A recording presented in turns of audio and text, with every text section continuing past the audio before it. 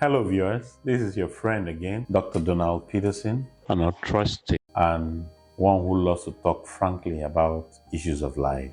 Today, I'd like to talk on a topic I believe is dear to everyone's heart, but somehow we've not been able to address it properly the way it should be. I'm talking about wealth without generosity that creates a crisis of the heart. We live in strange times. Unprecedented wealth exists along crushing poverty. And somehow we have convinced ourselves this is just how things work. For Christians trying to follow Jesus in this mess, the question isn't whether we should care about wealth and generosity, is how we can possibly ignore it. The modern economy has created opportunity for accumulation that would seem absurd to various generations. But here is the thing. When wealth becomes the goal instead of a tool for serving God and neighbor, it stops being a blessing and starts being a trap.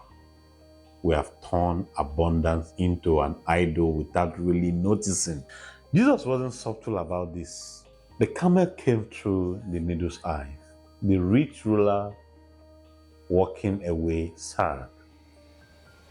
The warning about serving both God and money.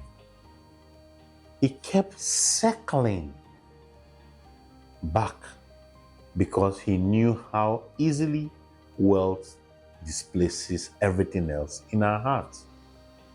Not because money is evil, but because it whispers such convincing lies about security and significance.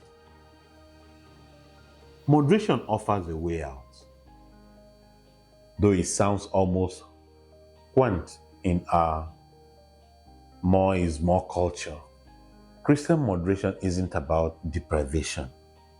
It's about the freedom of knowing you have enough beyond legitimate needs and reasonable comfort. Most accumulation just feeds our pride or our fear.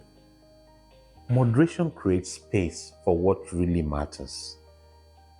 Being our brother's keeper takes on new urgency when billions lack clean water while others own fourth home they visit twice a year. Love for neighbor isn't just about occasional charity anymore. It's about examining the entire framework of how we think about ownership and responsibility. Generosity transforms us because it reveals the truth. None of this was really ours to begin with.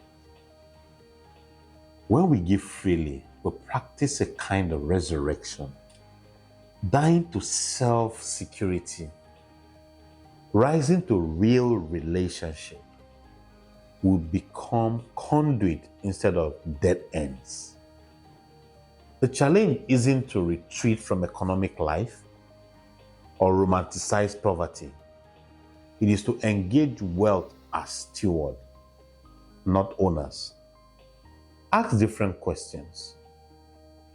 How can these resources serve God's kingdom? What does my community actually need? How much is genuinely enough?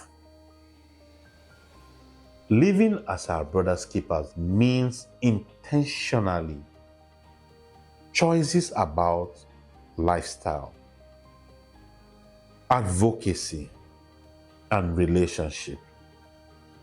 It means seeing economic decisions as moral decisions, supporting policies that create opportunity, not just protect privilege, building friendship across economic lines instead of hiding in comfort bubbles. The early church had its vision they call koinonia, a community where abundance and scarcity are shared, where each contributes what they can and receive what they need. It challenges both extremes. pointing towards an economics of relationship and responsibility. Here is the truth. Wealth without generosity impoverishes the soul. While stuffing the bank account, it cuts off from the joy of giving and the adventure of trusting God. But wealth transformed by generosity, that becomes something powerful. A demonstration of divine love, a pathway to the abundance of life Christ promised. In holding our blessings daily, we discover we can grip what truly matters with greater strength. You can't take it with you anyway.